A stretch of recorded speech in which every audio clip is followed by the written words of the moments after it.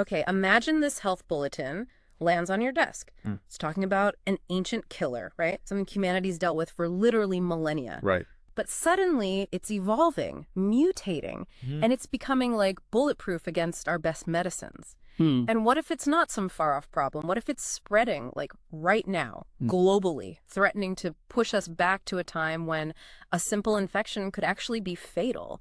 Yeah. Are we maybe seeing the start of something really alarming, a whole new fight? That's the question, isn't it? So today, that's what we're digging into. This surprising, kind of urgent story about typhoid fever, specifically Salmonella enterococcus typhi. It's typhoid. And it's alarming development of what's called extensive drug resistance, or XDR. We've been looking at a key 2022 study and some insights from a Science Alert article, too. Exactly. And our mission here really is to get our heads around why. Why is this old threat coming back so strong? What makes these new strains so, well, dangerous? Right. And crucially, what does this mean for everyone globally? Yeah. Because as you said, it's not just about the areas where typhoid is traditionally common anymore.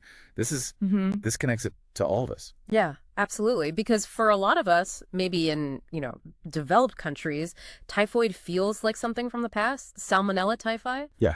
It's easy to kind of forget about it. It is, but it's still out there. Yeah. It causes about 11 million cases every single year. That's huge. Wow. And here's the real kicker, the core issue that makes this so urgent right now. Antibiotics.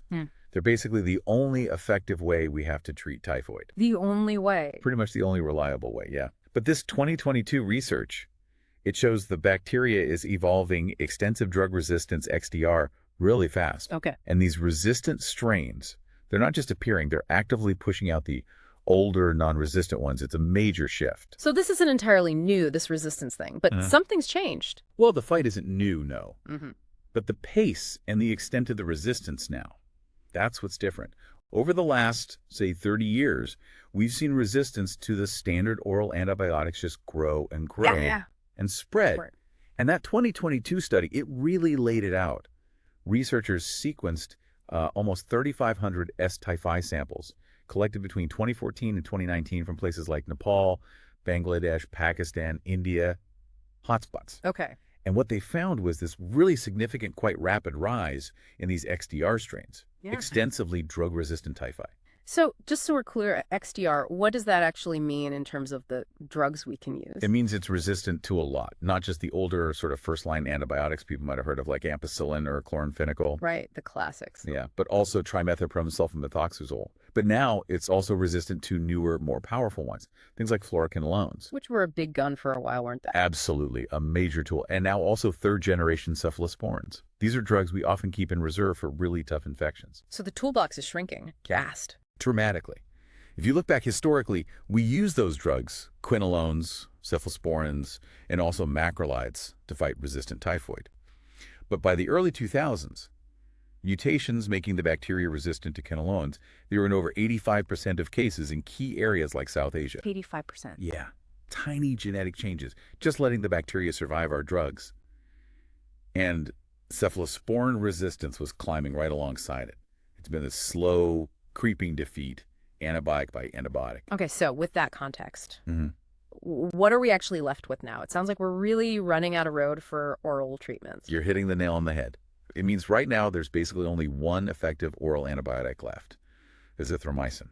It's a type of macrolide. Just one main oral option, yeah. Wow. Okay, and here comes the but, right? Here comes the really critical point, yes. Yeah. That same 2022 study, it also found mutations that give resistance to azithromycin.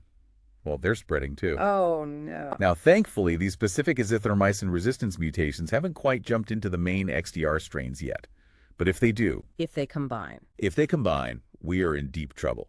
It would basically knock out all our reliable oral treatments for typhoid. Think about treating people quickly, easily, especially in places without advanced hospitals. Right, where 5E treatments aren't always feasible. That's a scary thought. It is. So this brings up a huge question for everyone listening. How fast does something like this go from being a problem over there to a problem over here? That's the key question in our connected world. Because most XDR cases started in South Asia, right?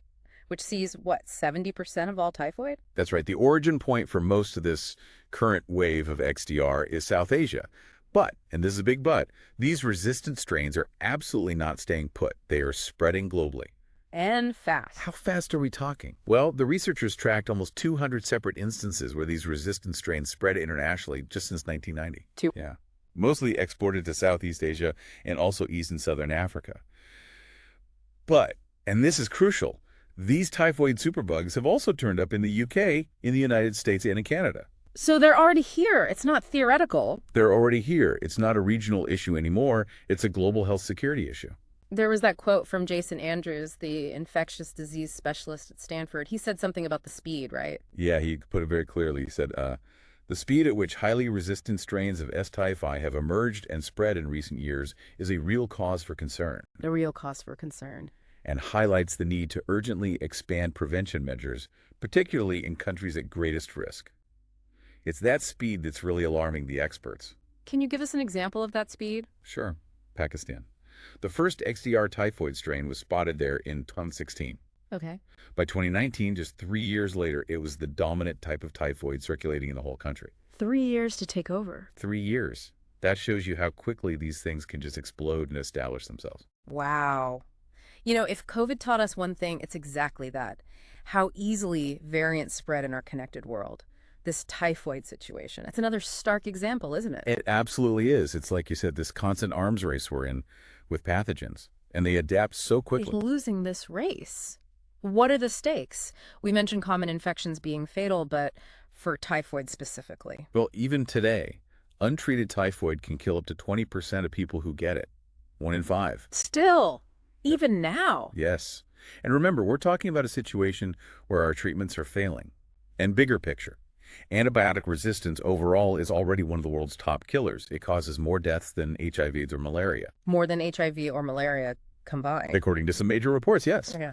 So when we see this happening with typhoid, losing our effective drugs, it slots into that bigger, very grim picture of rising antimicrobial resistance. It really underlines the urgency. Okay, so the picture is pretty bleak. Resistance rising, spreading globally, fewer treatments. What do we do? What are the options? Well, the main solution experts are pushing for is prevention. Specifically, typhoid conjugate vaccines, TCVs. Vaccines, okay. The argument is strong.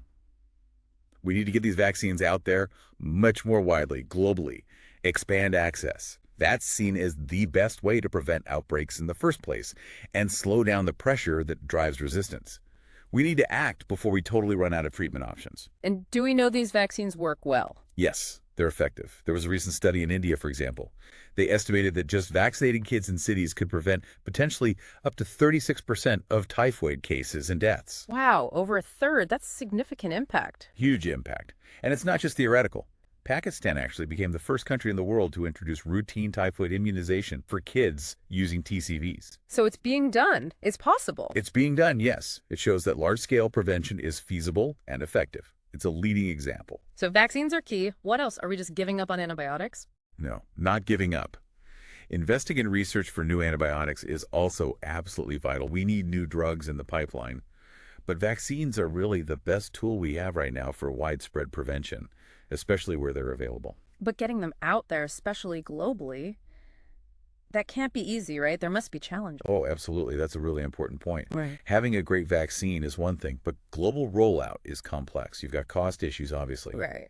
Then there's the whole cold chain logistics, keeping vaccines at the right temperature, especially in remote or resource-limited areas. That's a huge challenge. Sure. And then there's building public trust and acceptance for vaccination programs. It's never just about the science. It's about implementation on the ground. That makes sense. Which is exactly why the authors of that big study in the Lancet Microbe were so emphatic. They stressed the need to rapidly expand prevention, TCVs included, not just in the high-risk countries, but thinking globally, because we know it spreads. The urgency is real. So let's recap. We've basically explored how this ancient disease, typhoid, is making a dangerous comeback. Right. Driven by these extensively drug-resistant strains, XDR typhi, that are spreading around the world and chipping away at our last effective treatments. Exactly. Our last lines of defense are eroding. Which really brings us back to that initial idea. Is this the beginning of something else? I think if you zoom out, connect it to the bigger picture, this rapid global spread of XDR typhoid, it's more than just one disease. It really is a kind of a stark warning sign about our interconnectedness. Yeah. And about this constant arms race with microbes that just keep evolving.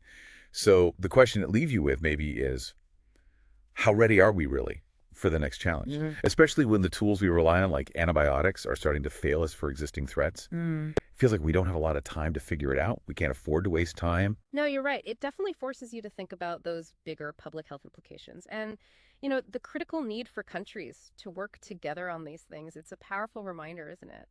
Our modern world isn't safe from ancient diseases, especially when they learn new tricks.